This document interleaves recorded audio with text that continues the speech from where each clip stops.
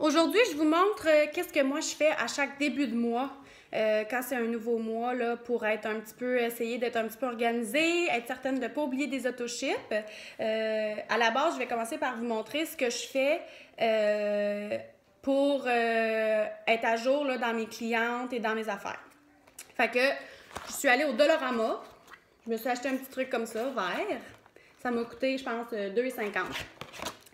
J'ai acheté ça et j'ai acheté un petit paquet de petits cartons. Moi, j'ai pris de couleur, vous pouvez les prendre blancs. Fait qu'à chaque fois que je signe un client fidèle, je prends une petite carte. J'essaie de matcher les mois avec les couleurs. J'ai 4 couleurs. Fait que, tu sais, toutes les personnes dans le mois de septembre, j'ai mis bleu. Toutes les personnes dans le mois d'octobre, j'ai mis jaune. Mais ça, c'est pas vraiment grave. Fait que là, je signe un client fidèle.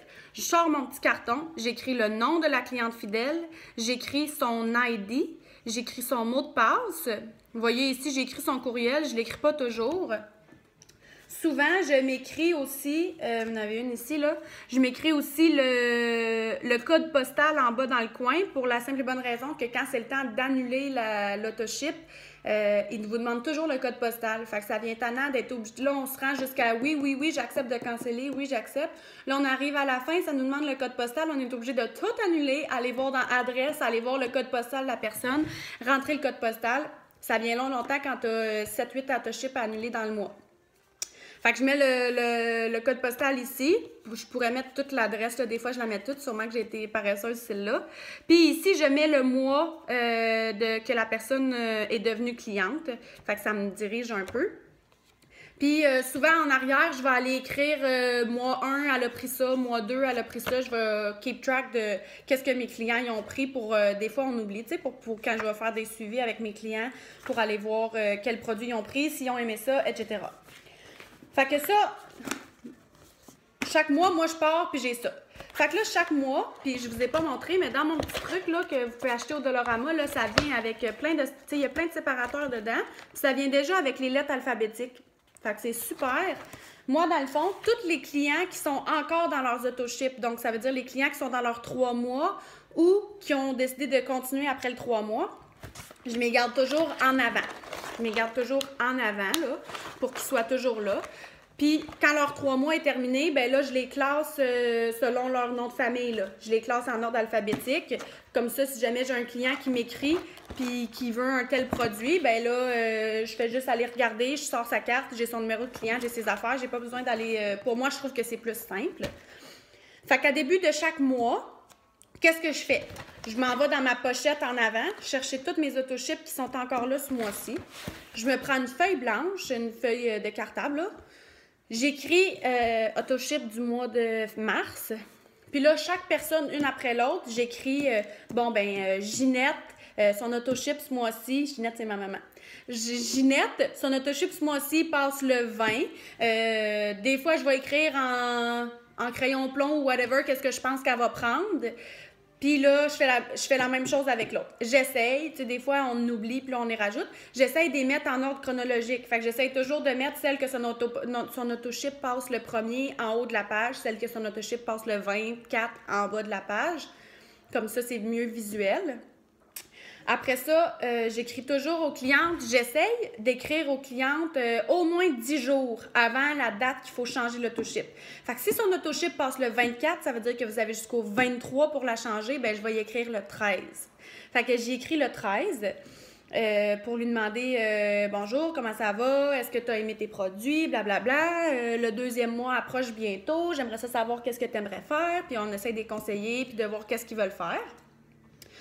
Quand j'ai écrit à quelqu'un, je fais un petit point à côté ou un crochet ou un étoile avec mon marqueur. Pour moi, c'est mon indicatif que, OK, j'ai déjà contacté cette personne-là. S'il faut que j'y réécrive une deuxième fois, je fais un autre deuxième petite étoile, un deuxième petit point. Quand la personne m'a répondu que j'ai changé ou qu'elle a changé son autoship, que c'est réglé, je la surligne. Fait que pour moi, c'est vraiment visuel. À chaque début de semaine, je prends ma feuille, je regarde, puis là, je me dis, OK, cette semaine, il faut que je contacte telle personne. Celle-là, c'est déjà réglé, celle-là, c'est déjà réglé. Fait qu'au fur et à mesure, c'est vraiment visuel pour moi, puis c'est vraiment facile de savoir quel autoship est fait, quel autoship n'est pas fait. Ça évite les erreurs, puis ça organise un petit peu. Puis en bas de la page, je me fais une section 3 mois terminés. Fait que là, je vais écrire tous les noms des personnes que leurs 3 mois terminent ce mois-ci. Par exemple, on est dans le mois de mars. Fait que ça veut dire que février, janvier, décembre, ça veut dire que toutes les clientes qui sont devenues clientes au mois de décembre, je vais écrire leur nom ici.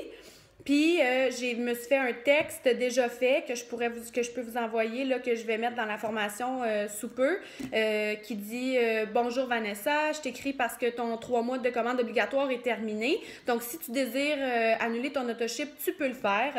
Voici le lien qui montre comment faire. Je mets le lien du vidéo que vous avez accès là, dans la formation, puis sur ma chaîne YouTube, comment annuler que vous pouvez envoyer au client. Là. Vous y mettez le lien, moi j'y mets le lien direct, je vais vous mettre des photos. Puis après ça, je dis, je te rappelle ton identifiant, je te rappelle ton mot de passe, fait que je donne son identifiant, je donne son mot de passe. Puis après ça, je dis, je voulais juste aussi te rappeler que tu as tant de points perks. Les points perks, un point perks égale $1 que tu peux utiliser dans la boutique pour t'acheter des produits. Ces produits-là expirent dans 30 jours. Donc, libre à toi de les utiliser si tu veux. Vous pouvez aussi leur rappeler que s'ils commandent pendant 6 mois consécutifs, ils ont 50 points, donc $50. Fait que c'est un peu ce que je fais au début de chaque mois, puis je la révise au début de chaque semaine. Je pense que c'est vraiment une technique qui est importante à en faire une habitude parce que nos clients, c'est notre business. Les clients, souvent, deviennent des distributrices. Puis plus vous avez de clients satisfaits, que vous n'avez pas oublié leur autoship, que vous avez fait un suivi avec eux, que vous avez vérifié que tout était correct, plus qu'ils sont heureux, plus qu'ils en parlent à des gens, plus que vous avez d'autres clients.